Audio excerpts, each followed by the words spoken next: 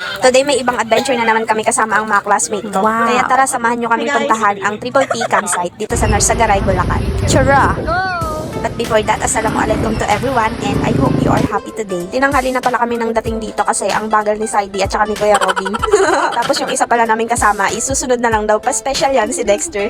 Tsaka gusto ko lang pala muna i-shoutout yung mga kapan natin and also yung mga followers natin na laging nag-share and also laging nagsumusuporta sa atin. Salamat sa inyong lahat, ate at kuya ko. Tapos nakakita pala kami ng ice crumble dito. Tapos tinikman namin syempre, masarap yan. Tapos yung Triple P pala is perfect siya sa mga grupo or mga kaibigan nyo na mahilig mag-camping. Tapos yung mga gusto pala pumunta dito is yung entrance fee po nila is 70 pesos lang.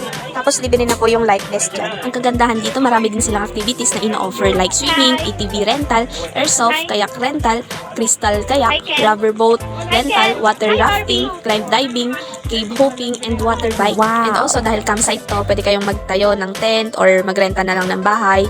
Or pwede din kayo magtagal ng ilang araw dito. Kalimitan talaga sa mga guests dito is from Metro Manila and also from other cities. At sa mga gusto naman mag-move on at gusto ng tahimik na lugar, pwede ka dito. At syempre, yung pinunta talaga natin dito is yung swimming, syempre. Yung ilog.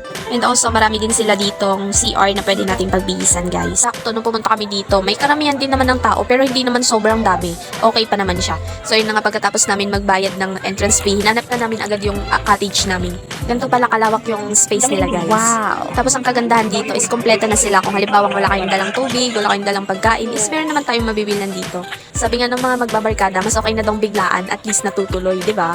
Tapos ito, pupunta kami ng tindahan para bumili ng mga bagay na wala sa amin. Oh, yun naman. O yung mga single dyan, baka magtatanong na naman sa akin kung may mabibiling jowa dito. Wala po, walang ganun dito. At ang pinaka-problem lang talaga dito is walang signal, yun lang. Tapos kapag nilalamig naman na kayo kakaligo, meron naman ditong nabibiling kape, pwede kayong magkape dito. Then also meron silang mainit, something, ganun. Basta kompleto na sila. Kaya okay, goods naman siya. Wow. So ayun na nga, punta na tayo ng ilog.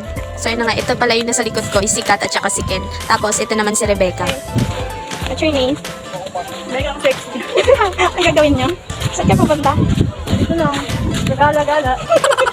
Tapos ito na pala yung mismong tubig. Actually, meron ditong mababaw lang para sa mga bata. And meron ding mga malalalim na area dito. Actually, tanghaling tapat talaga to. Sobrang init. Kaya, actually, umanap kami ng mga malililim na area para, hindi mainit. At saka ang kagandahan, makikita mo kung gaano kalinis yung tubig nila dito. Sobrang linaw ng tubig, oh. Wow. Ang daming naliligo. Ilog lang to, pero sobrang linaw ng tubig. Hi! Gaano kalamig ang tubig? 1 to 100%. 100%. Hey guys, a day of the life of Stat. Ayan, no? Cameraman namin. Hey guys, a day of the life of a student council. Student council!